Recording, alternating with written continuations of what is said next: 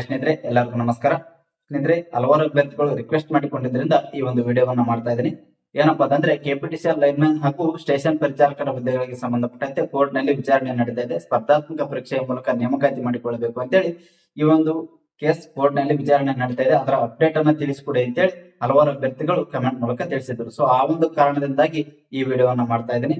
So ಈ ವಿಷಯ ಹಲವಾರು ಚಾನಲ್ಗಳಲ್ಲಿ ನೋಡಿ ಹಲವಾರು ಅಭ್ಯರ್ಥಿಗಳಿಗೆ ಈಗಾಗಲೇ ಮೈಂಡ್ ಇರಿಟೇಟ್ ಆಗಿರಬಹುದು. ಸೊ ಆದ್ರೂ ಕೂಡ ನಮ್ಮ ಒಂದು ಸಬ್ಸ್ಕ್ರೈಬರ್ ರಿಕ್ವೆಸ್ಟ್ ಮಾಡಿಕೊಂಡಿದ್ರಿಂದ ಈ ವಿಡಿಯೋವನ್ನು ಮಾಡ್ತಾ ಇದ್ದೀನಿ.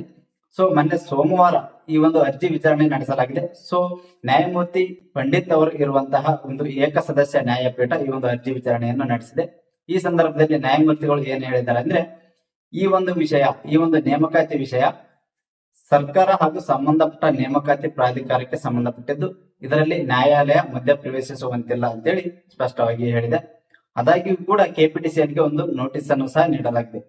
ಏನಂತ ಹೇಳಿದ್ರೆ, ಈ ಒಂದು ಹುದ್ದೆಯ ನೇಮಕಾತಿಯನ್ನು ಯಾವ ಒಂದು ನೀತಿ ನಿಯಮ ಹಾಗೂ ಮಾನದಂಡಗಳ ಮುಖಾಂತರ ಈ ಒಂದು ಹುದ್ದೆಗಳನ್ನು ನೇಮಕಾತಿ ಮಾಡಿಕೊಳ್ಳಲಾಗುತ್ತದೆ ಅಂತೇಳಿ ಸ್ಪಷ್ಟವಾಗಿ ವಿವರಣೆಯನ್ನು ನೀಡುವಂತೆ ಕೆಪಿಟಿಸಿಎಲ್ಗೆ ಒಂದು ನೋಟಿಸ್ ಅನ್ನು ನೀಡಲಾಗಿದೆ.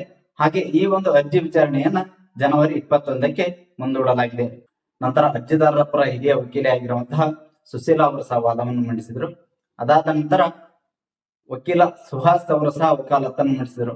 ಸೊ ಒಟ್ಟಾರೆಯಾಗಿ ಈ ಒಂದು ನೇಮಕಾತಿ ಪ್ರಕ್ರಿಯೆ ಏನಿದೆ, ಕೊರೋನಾ ಸಮಯದಲ್ಲಿ ಸುಮಾರು 1.18 ಲಕ್ಷ ಅಭ್ಯರ್ಥಿಗಳು 95% ನಿಂದ 100% ವರೆಗೆ ಎಕ್ಸಾಮ್ ಅನ್ನು ಬರೆಯದೆ ಅಂಕವನ್ನು ಗಳಿಸಿದ್ದಾರೆ. ಸೊ ಈ ಒಂದು ನೇಮಕಾತಿಯನ್ನ SSLC ಅಂಕಗಳ ಮೇಲೆ ಭರ್ತಿ ಮಾಡಿಕೊಂಡರೆ ಕೇವಲ ಕೊರೋನಾ ಸಮಯದಲ್ಲಿ ಪಾಸ್ ಆದಂತಹ ವಿದ್ಯಾರ್ಥಿಗಳಿಗೆ ಮಾತ್ರ ಅನುಕೂಲವಾಗಲಿದೆ. ಅದಕ್ಕಿಂತ ಮುಂಚಿತವಾಗಿ ಎಕ್ಸಾಮ್ ಬರೆದು ಪಾಸ್ ಆದಂತಹ ಅಭ್ಯರ್ಥಿಗಳಿಗೆ ತುಂಬಾ ಅನ್ಯಾಯವಾಗಲಿದೆ. ಆದ್ದರಿಂದಾಗಿ ಈಗ ಹೊರಡಿಸಿದಂತಹ SSLC ಪರ್ಸೆಂಟೇಜ್ ಮೇಲೆ ನೇಮಕಾತಿ ಮಾಡಿಕೊಳ್ಳಲಿಕ್ಕೆ ಹೊರಡಿಸಿದಂತಹ ನೋಟಿಫಿಕೇಶನ್ ಅನ್ನ ರದ್ದುಪಡಿಸಿ ಸೊ ಹೊಸದಾಗಿ ಮರುಪರಿಶೀಲನೆ ಮಾಡಿ ಹೊಸದಾದ ಒಂದು ನೋಟಿಫಿಕೇಶನ್ ಬಿಡುವಂತೆ ಒತ್ತಾಯಿಸಲಾಯಿತು. ಸೊ ಇದಿಷ್ಟು ಕೂಡ ಈ ಒಂದು ವಿಚಾರಣೆಯಲ್ಲಿ ನಡೆದಿದೆ. ಒಟ್ಟಾರೆಯಾಗಿ ಜನವರಿ 21ಕ್ಕೆ ಈ ಒಂದು ಅರ್ಜಿ ವಿಚಾರಣೆಯನ್ನ ಮುಂದೂಡಲಾಗಿದೆ. ಸೊ ಇದಿಷ್ಟು ಕೂಡ ಮೊನ್ನೆ ಸೋಮವಾರ ನಡೆದಿರ್ತಕ್ಕಂಥ ಒಂದು ವಿಚಾರಣೆ ಅಪ್ಡೇಟ್ ಆಗಿದೆ. ಓಕೆ, ವಿಡಿಯೋವನ್ನು ವೀಕ್ಷಿಸಿದ್ದಕ್ಕಾಗಿ ಧನ್ಯವಾದ.